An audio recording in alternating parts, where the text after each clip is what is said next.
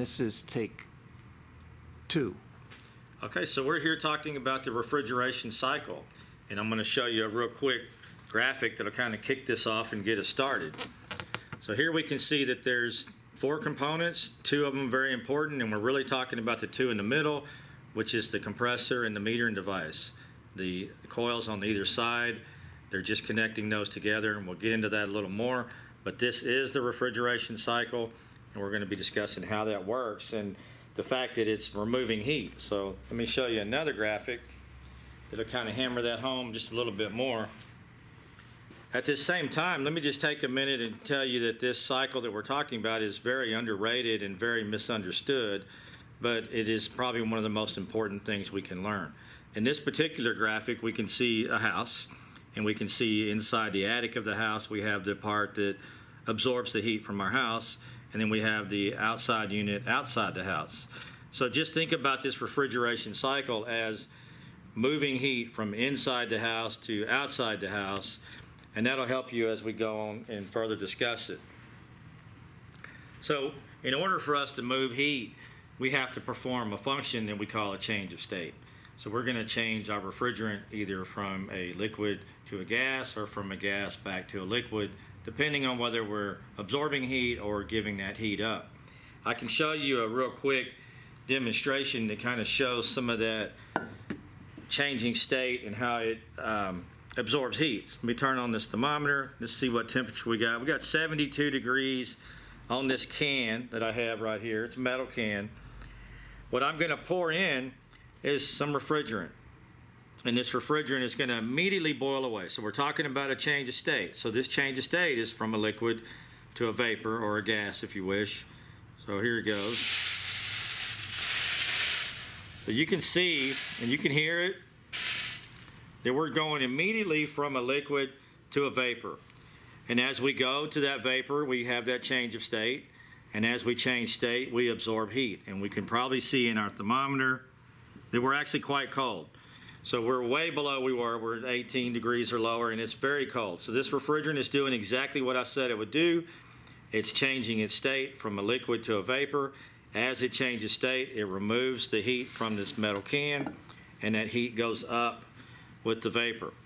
So that's a very good way to understand what's going on when we take it a step farther, because I want you to understand that most technicians don't understand this. This is very important. I would say that 75% of the technicians, as good as they may be, don't quite get this. And if you don't understand it and you don't get it on a deep level, it's very hard to go out and make a decision. Is this unit operating correctly? Is it not? What part might be bad? And we have a condition that we call low pressure does not mean low refrigerant. And I bring up the cycle and the understanding of the cycle because that's exactly what happens, is because of a lack of understanding, a technician will hook their gauges up to the machine. They will come back and say, I need to add refrigerant because I have low pressure. So low pressure does not mean low refrigerant. So we just want to kind of nail that home. If we just take that boiling effect you saw in the can one step farther, we can talk about if it wasn't refrigerant, but if it was water or if it was alcohol or if it was oil. Everything has a boiling point. And we can change that boiling point by adding pressure or removing pressure. And the refrigerant that I showed you in the can, it was at sea level. At sea level, that refrigerant boils at a very low temperature. You saw that, you witnessed it. If it was a glass of water, normally I would have to heat it up to 212 degrees. But if I remove all the pressure away, it would actually boil at room temperature. We showed that in an earlier demonstration. So with our refrigerant discussion, I want to show you a few safety props, because you cannot talk about refrigeration and the refrigeration cycle and not talk about at least the most basic of safety equipment, and that's gloves and glasses. Now, it doesn't stop there, and it doesn't necessarily mean that these glasses and these gloves will protect you in all occasions. But it means that you need to think about your personal safety gear that you're going to wear, whether it's splash guards, gloves, glasses, goggles, all the various types, because this refrigerant can cause us harm. If it gets in your eyes or it gets on your skin and it boils as you saw it do in that can, It's going to burn your skin. It's going to kill your eyes. You're going to be in bad shape.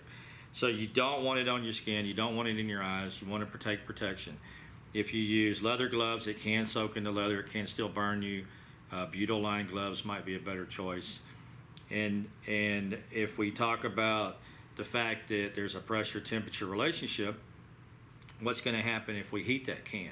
So in the safety terms, we have to be aware that we're dealing with pressure as well as cold temperatures and eye protection. We also have pressurized cylinders. So if we have a cylinder sitting on, say, the table here, and it's running 75 degrees, and I take it outside and put it in the sun, the pressure might go up to potentially dangerous conditions. So we want to be cautious of all those, the pressures, the temperatures, and even the oils. The oils that we use in our refrigeration systems today, some of them are caustic. They're caustic to your skin. They can burn your eyes. They can even damage rubber components. So inside our refrigeration system, we have the need to keep the system very, very clean. And we talk about this in terms of medical cleanliness, possibly as clean as an IV that you would inject in your arm. And I know that's extreme, but I want you to think that a drop of water is death to an air-conditioned system. So if you practice cleanliness processes and you practice keeping the tubing capped and not working in the rain and all these various things that we'll discuss at another date, you can keep debris out and you can keep moisture out and you can keep out these things that cause damage to our system. Remember, one drop of moisture can cause damage. I want to just show you a little bit about some of that damage. And over here, I'll bring into view. Here's oil, refrigerant oil, and it's new. It would be out of a good working new compressor. Here's what happens to the oil when the compressor starts to fail, and possibly has failed, but not to the point to where it's going to be a tremendous undertaking to clean it up. And I'll bring in our third example, and this is what we call a bad burnout, most likely an acid burnout. And this right here was most likely caused by moisture that got in the system. That moisture might have got in the system when the installation was done, when the compressor was put in, most likely not from the factory, but it got put in there and it killed the unit. So we don't want this to happen. If it happens, there are some things we can do to test to make sure. We have test kits, various different types. We can test these oils. We can determine if they have acid in them, and we can take appropriate steps then to clean that up. Let's move this out of the way.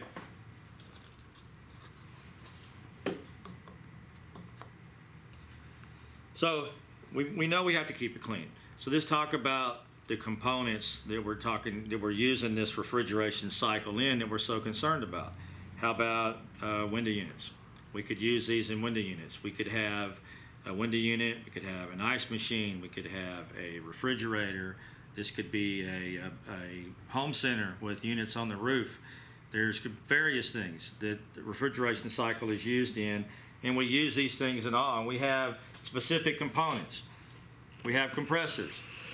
Here's a compressor that we would have. Move it into frame here. We also have coils. I can tilt this coil up and we can see the tubing inside the coil. We can see the fins, the way they attach to the tubing for our heat transfer. And we're going to go into coils and how they work a lot more. What I'm really wanting you to see is that we have these compressors and we have our metering device that we showed on the very first clip. Here's 3 metering devices. We'll start with the expansion valve. That's this one here. Think about a metering device that has one purpose, and that's to cause a high pressure, low pressure shift. And when we get that high, low pressure shift, we get that flashing that we saw in the can. So that's the reason we have this. This one's the Cadillac. That's the expansion valve. Then we have our fixed orifice, which if you notice, it's exactly what it is. It's an orifice.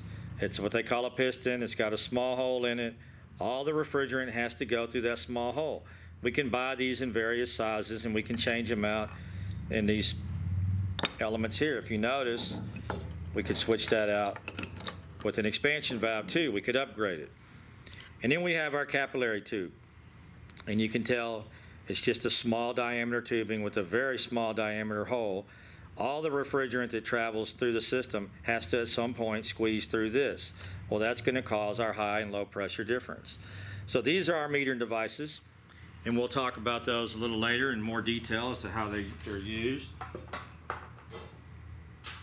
So let me show you a chart when we talk about refrigerants, which is our final component in our refrigeration cycle. And we have cans of refrigerant here. We have two of the most common. We have the 410, the pink can, and we have the R22, the green can. But what I want you to see now, the point is here, is this is a pressure temperature chart. And this tells us what pressures would be in these cans at various temperatures. And you can see we highlighted and blown up one particular one for you to see. 35 degrees would be 61 psi in the green can and 105 psi in the pink can, but they both do the same job and they would both be 35 degrees. So it's a pressure temperature relationship that follows us through the entire cycle. Very important that we know that. Now, inside of our home, and that's basically what we're talking about, we have our central unit, and we have a part outside called a condenser. We have the inside part that I showed you on the graph, and I can bring that graph out again. The part I'm trying to make, the point is where these components might be located. And if they're farther away, would it be an issue? So say, for example, that this outside unit is on the ground and the inside unit is 3 or 4 stories high and 100 feet away. That would become a much different situation than what we see right here. The point being is be aware of the fact that one size doesn't fit all in air conditioning units. You have to ask, where is the outside unit? Where is the inside unit? Is one higher than the other? Are they very far apart? All those things come into play, and we have to take that into consideration. If we are at homes and we're talking about homes, we're going to talk about the units and possibly the efficiencies and the similarities and differences. And basically, it boils down to the age of the system. If you've got an older system in a home, there's a good chance that it's not a match system. Matched meaning that the outside unit and the inside unit were not bought at the same time, installed at the same time. They weren't matched together by the manufacturer. There's a very good chance in an old home that the inside unit is made by one brand manufacturer and the outside unit was made by somebody else, and the age differences are years apart, and most likely, although they blow cold air together, they're not efficient. They might not have the same warranty as a new one, and certainly they're not going to last as long.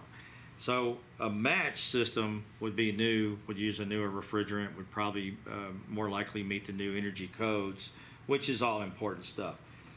So now if we talk about everything we've just seen right here, the fact that we have a cycle, and that cycle starts by removing heat, and once we remove that heat, we can then remove heat from air, and then we can use that heat removal to give us cooler air in the house. And I'll demonstrate that with this small unit here, which is just a piece of the refrigeration cycle. It's a coil, and it's a fan. And we're gonna blow some liquid refrigerant through it. I'm gonna turn the fan on. I wanna turn on the thermometer. And we're gonna notice that the first thing we see is that the temperature going across the coil, the air coming out the other side, they're both in the 70-degree range, 70s. That's because there's nothing going through this coil. There's nothing taking place in that coil, so there's nothing to absorb the heat out of the air. Now, when I start putting liquid refrigerant into this coil and it starts boiling, it's going to do the same thing it did in the metal can. It's going to absorb the heat from the coils, and that's going to absorb heat out of the air, and we should get cooler air on this side. So let me open this valve. If you notice, we have a capillary tube coming right here. This is where that refrigerant is flowing through, is this small capillary. So we're going to create our high and low pressure difference. Once we do, we're going to start boiling inside, we're going to start removing heat, and we should start seeing a temperature difference in the air. I can feel it over here. You'll start to see it on the thermometer here in a second. Let's see what we got. Oh yes, it's coming down nicely. So clearly, if we boil refrigerant in an evaporator coil, it's going to absorb heat, Now that heat has left the coil in the refrigerant vapor. Now it's ready for us to take it back to the compressor. We can turn it back into a liquid. We can bring it back, and we can start this cycle over and over again. It doesn't wear out. So what you've just seen is a start to finish refrigeration cycle basics, how it works, and how it eventually relates to cold air in your home.